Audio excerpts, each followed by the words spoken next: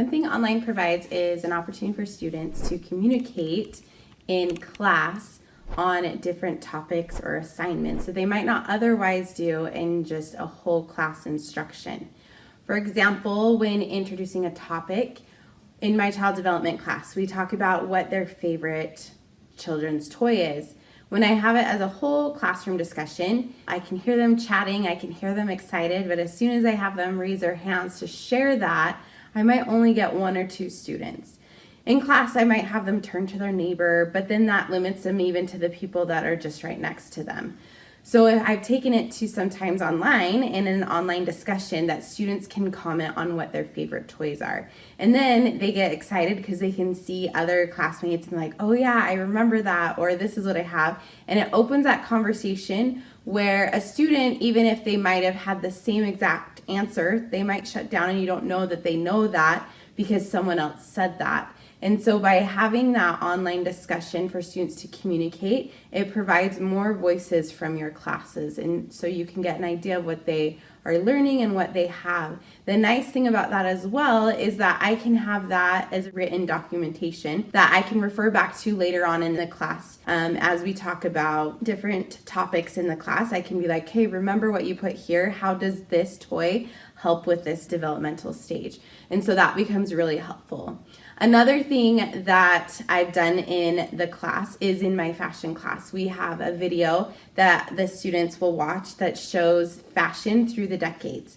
It's not a very long video, it goes pretty fast. And so students go through and they are asked to comment on what similarities they see or what differences or what stands out.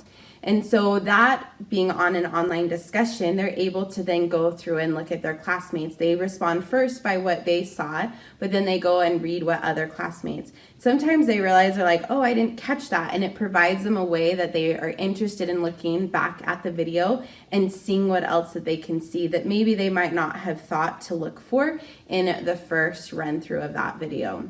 Another thing as far as communicating that I have found helpful in an online setting is through presentations. Sometimes presentations in front of the classroom brings their own benefits in and I find useful, but in an online setting there's some other added benefits that they can do, that they create a presentation and they either can film themselves and post it or just even slides of information they find and they can share it with their classmates.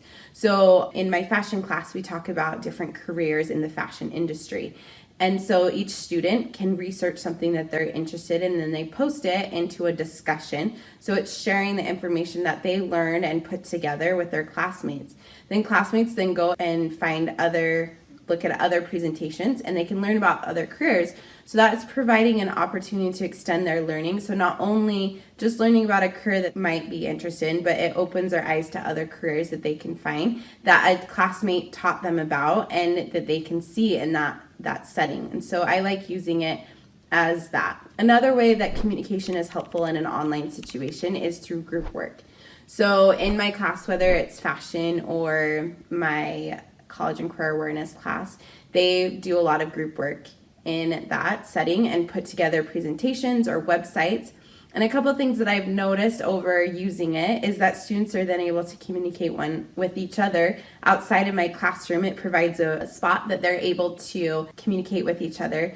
And they might not have phones to text each other or know their numbers, but through that assignment, they're able to communicate through messaging, through Google Slides. They can go through and comment and they can do that. Even one time we saw in a classroom that students were working on a presentation, but they weren't sitting next to each other. And so they had like an open Google Doc that they would type things and they would assign tasks. They had one of their project managers for their group.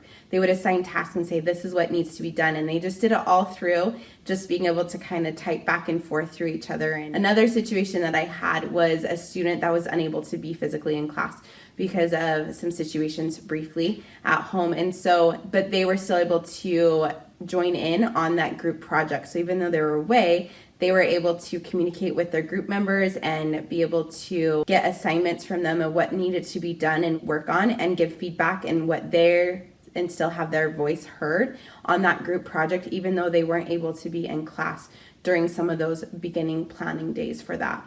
So I really think that online provides just more voices in your class to participate than maybe just your traditional couple of students who are the ones that are going to raise their hand and vocally participate in normal settings.